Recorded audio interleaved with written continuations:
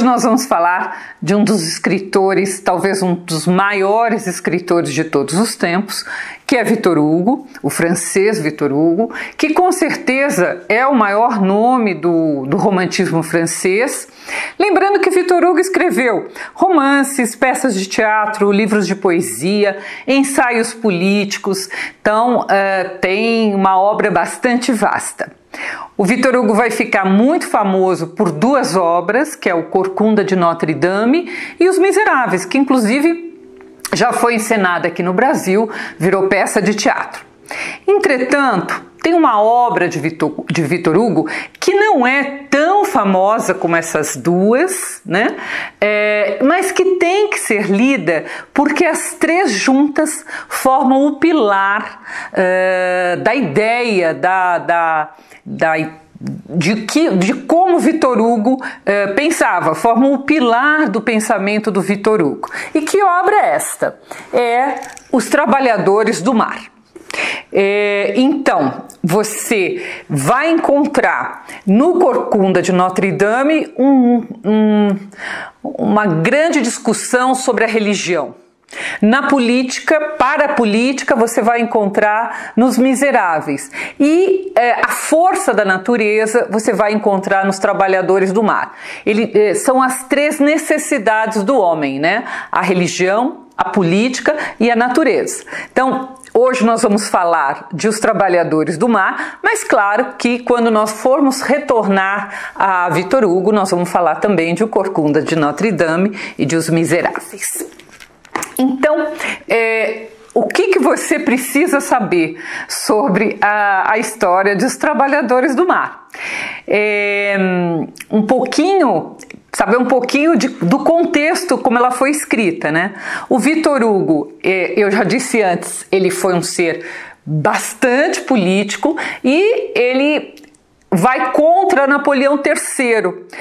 E aí ele tem, claro, uma perseguição política e ele vai se autoexilar numa pequena ilha da Normandia chamada Guernesey. Então, é lá, nesta ilha, inclusive em homenagem ao povo de Guernesey, que Victor Hugo vai escrever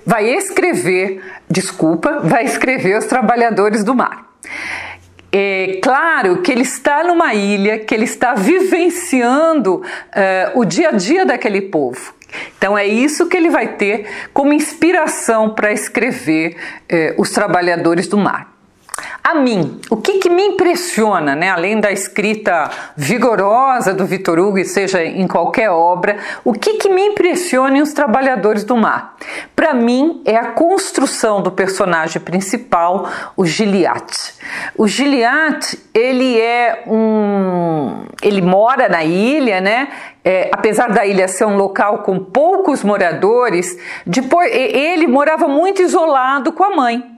E depois que essa mãe morre, aí sim que ele fica mais completamente isolado. Ele vive à margem daquela pequena sociedade e ele vai morar numa casa também afastada, e é uma casa que os moradores acham que é mal assombrada. Então ali tudo colabora para essa exclusão do Gilliatt, né? Então os outros moradores não gostam do Gilliatt porque acham que ele é esquisito, né? Mas principalmente porque não o conhecem, né? E nem querem conhecer. Então, muitas vezes a gente vê isso acontecendo, né? A gente não conhece, acha a pessoa esquisita e passa a não gostar em virtude de não conhecer. Mas isso, para Gilliatt, parece que ele não se importa com isso. Ele vai na vidinha dele, ele planta ali na propriedade, ele pesca, até que um dia ele se apaixona pela moça mais bonita da ilha, que é a Déruchette. A Déruchette,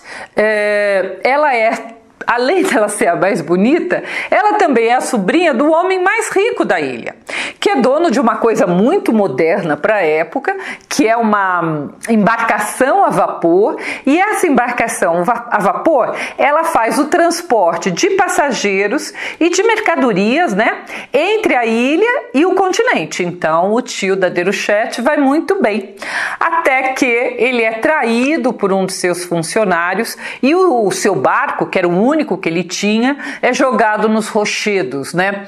E teria até, não precisaria nem recuperar o barco, precisaria recuperar a máquina a vapor, mas é muito arriscado tirar o barco e tirar a máquina dali e levar para a ilha. Claro que ninguém quer fazer isso, então o tio da Déruchette vai à falência, né? Só que o Gilliatt, sem contar para ninguém, ele vai tentar recuperar essa máquina a vapor com a esperança de se casar com a Déruchette.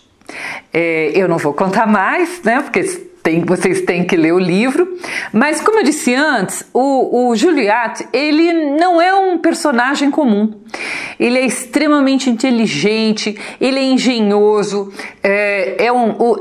o jovem, ele é lançado em uma batalha entre a força da natureza e a determinação desse homem. Então é essa batalha homem-natureza que é o ponto central do livro e que é descrita com maestria por Victor Hugo. Então é isso que Victor Hugo está preocupado em abordar em Os Trabalhadores do Mar. Vale muito a pena a leitura desse livro.